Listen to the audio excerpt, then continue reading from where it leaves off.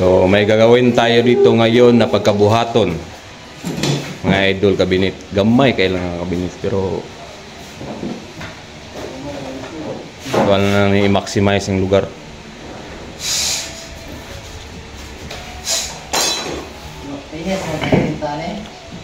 Oh, let's go.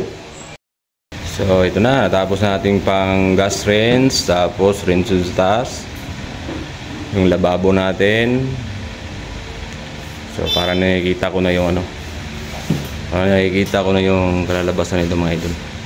So random lang to, random, walang plano or ano. Rekta na dito, loads. Rekta na rekta. Let's go.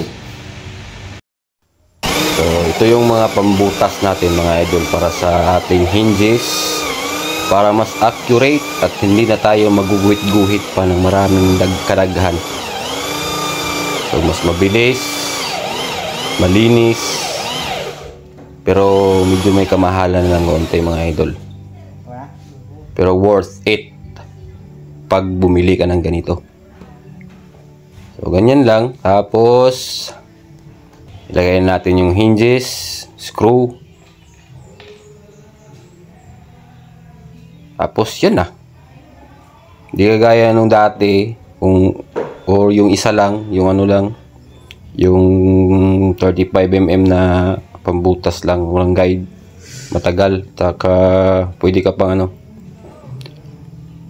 magkamali or tumalon pa pag ginamitan mo na ng barina, pag nagbutas ka na.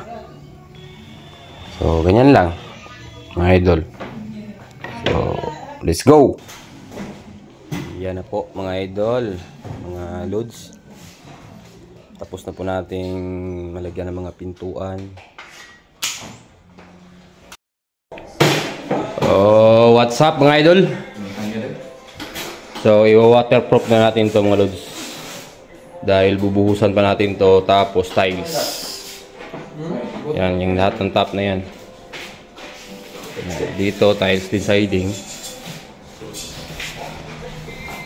So ito na yung idea ng ating handle mga lods. So, no handle na sa labas. Yan.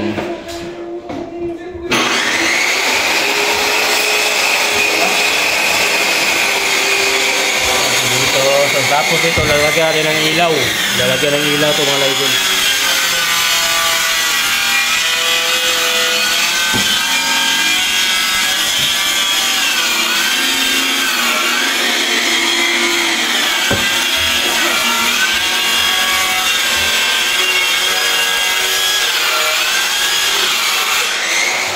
Yun, no? Rinse hood, gas rinse, tapos lababo. Ayan, waterproofing na tayo.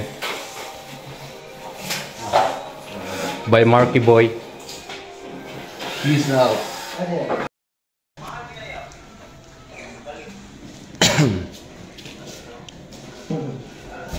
Nakapag-primer na tayo mga idol.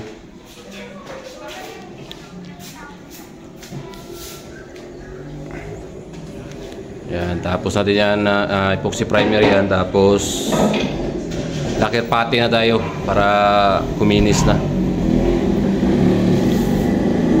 Let's go.